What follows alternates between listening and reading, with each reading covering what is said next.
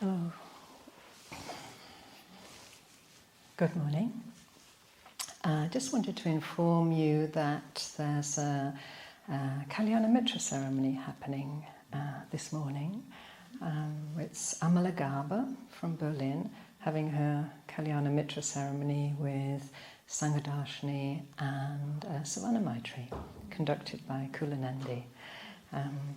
So that already kind of brings this heart, sunshine, joy,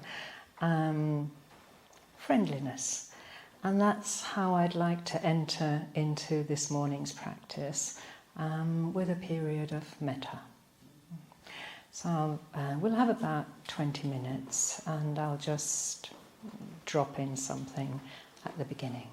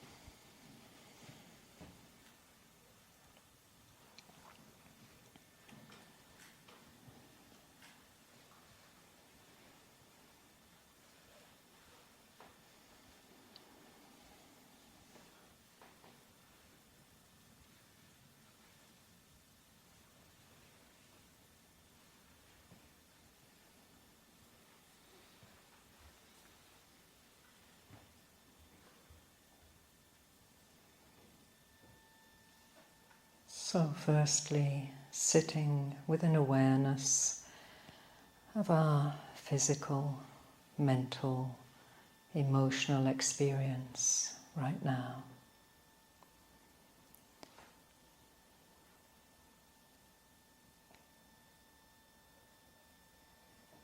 And to whatever degree is possible, befriending that experience. Meeting it with kindness.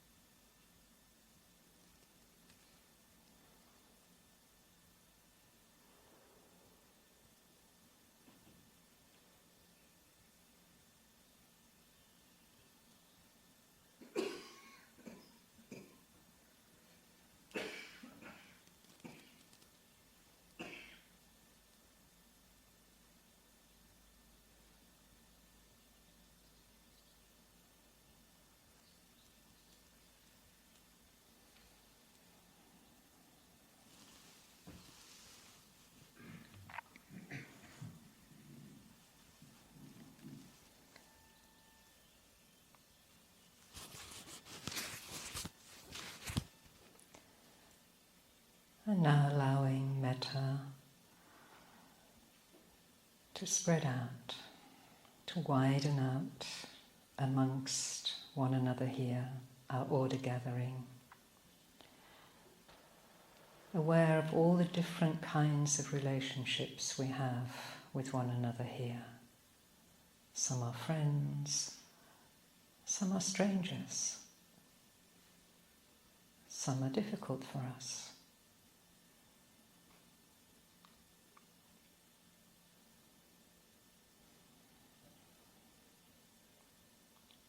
Meeting with kindness here in the order.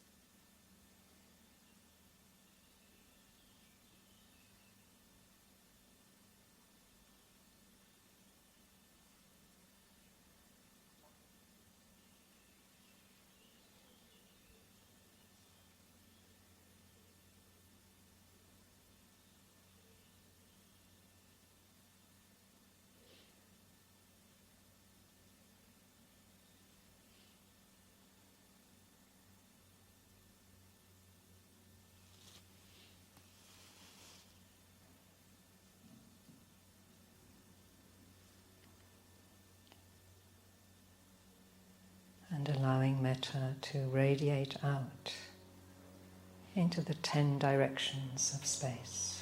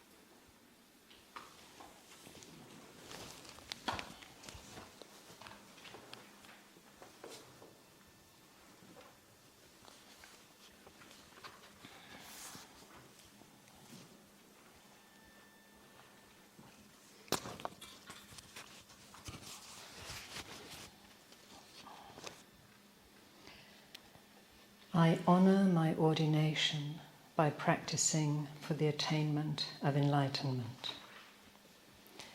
I honour my ordination by practicing for the benefit of all beings. So yesterday we reflected on the matrix of conditioned existence, heightening our awareness of how and when we are blind to the illusions we suffer from. So turning more towards the wisdom aspect of bodhicitta. And in her talk, Sobanandi talked about understanding more deeply there's not a single person who is not affected by samsara. And she quoted Dogen. Dogen says, "There is a passage to freedom in every moment. You can understand it, you cannot understand it with your head. It only opens when you deal with samsara, here and now, with compassion in your heart." I'll read it again. Basically, I could then stop, but probably won't. Yeah? There is a passage to freedom in every moment.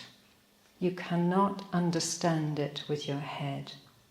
It only opens when you deal with samsara, here and now, with compassion in your heart.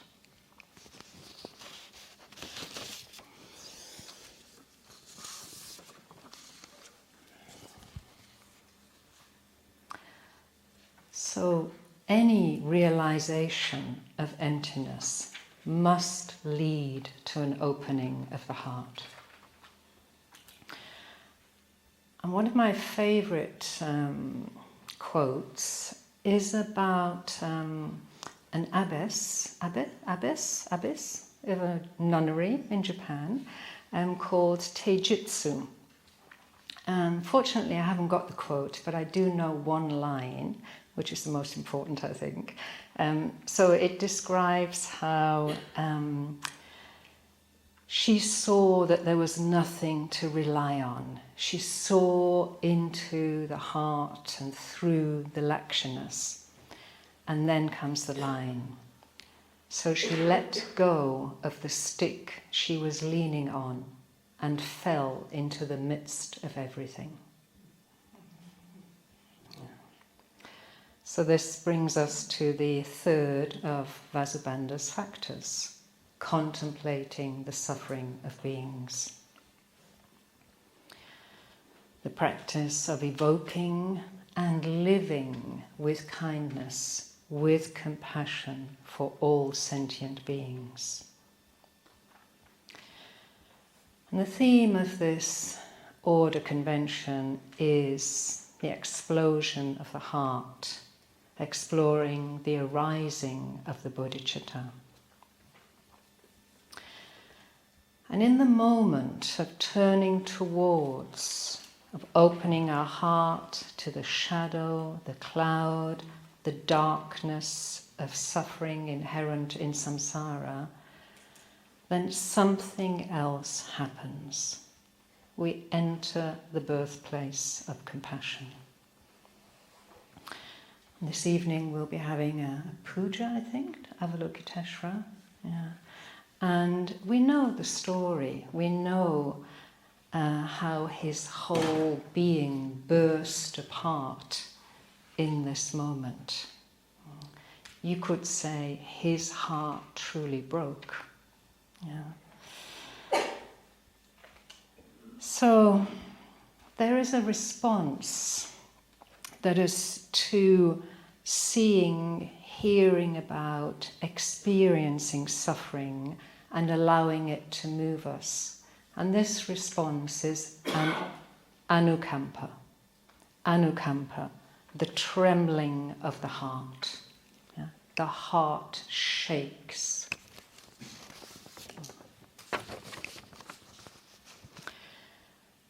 And in a way, we have to let our heart break, have the courage, the faith to let that happen by trusting in the strength or power of something greater than ourselves, beyond you, beyond me.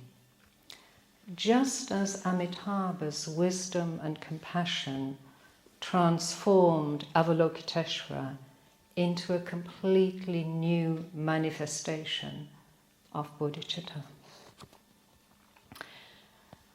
This is scary, this is big, this is huge, it's noble. And if we truly go for refuge to the three jewels, it is the only way forward. There is no other option. In the bodhicitta practice, we recite, with all beings I go for refuge to the three jewels. With all beings I go for refuge to the Buddha, to the Dharma, to the Sangha.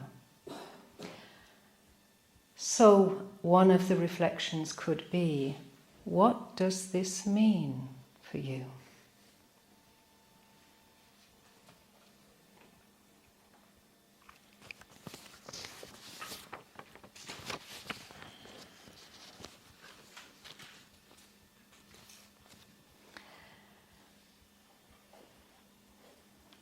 I'm going to say a little bit about compassion. Key to compassion is the awareness, sensitivity to suffering and its causes. And it's more than that. I think the vital part of compassion is the wish for that suffering to be alleviated. The wish that the suffering person receives the kindness, the help, the willingness to help that they need. And if possible, I see, what can I do? I ask, what can I do? And that may manifest in many, many different ways. We help if we can.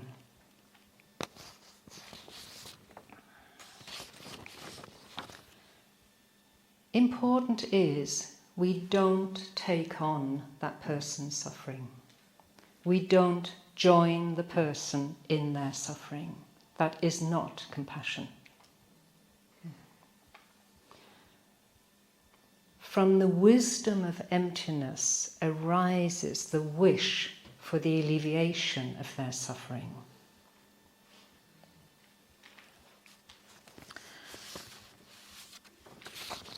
And I've recently watched an interview between Maitreya Bandhu and Paul Gilbert. Maybe some of you watched it too. And I have to say I was moved by a manifestation of openness, receptivity and vulnerability in Maitreya Bandhu.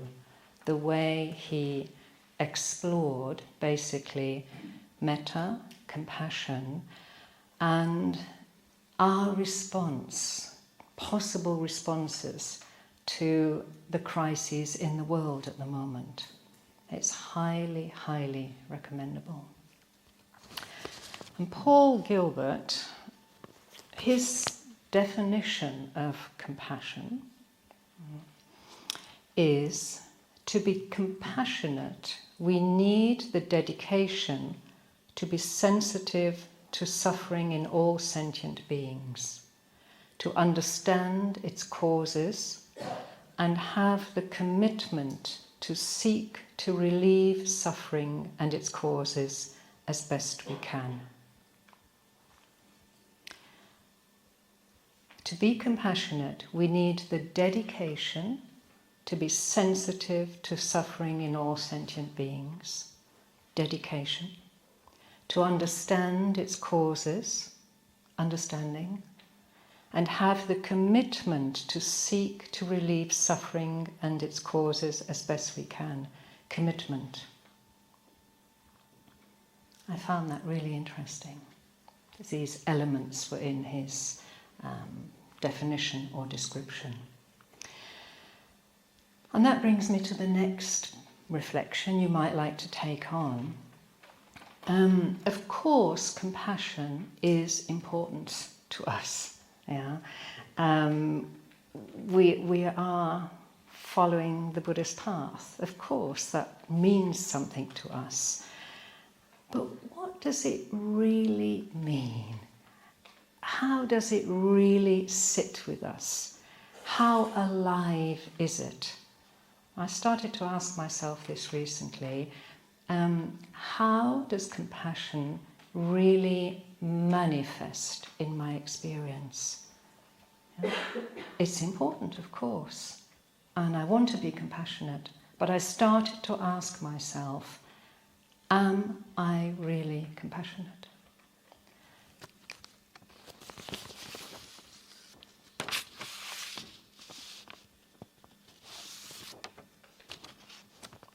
So how does compassion show up in your life?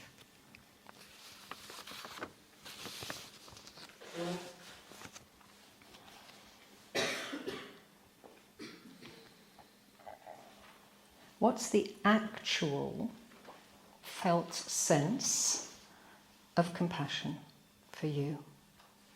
What's the actual experience of the wish for the alleviation of the suffering of all beings?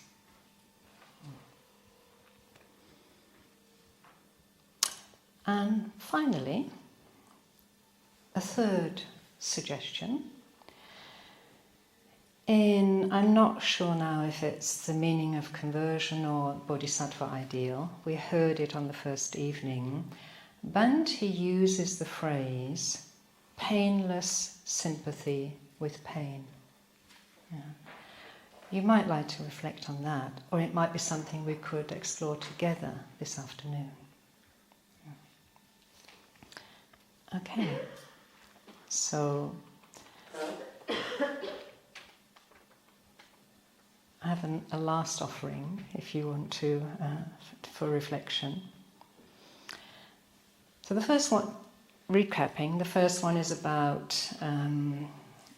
with all beings I go for refuge. Yeah. The actual felt sense experience of compassion, its expression. And explore the views that get in the way of compassion. This could apply to both of those, that get in the way of going with all beings I go for refuge. Views about I can't make anybody else do that. Pseudo-egalitarianism, pseudo-liberalism, whatever. Yeah, I'm sure there are a number of views there. Can you repeat it one time more, the last one? The last one is exploring the views that get in the way of your practice of compassion. Even spiritual laziness, whatever. Yeah.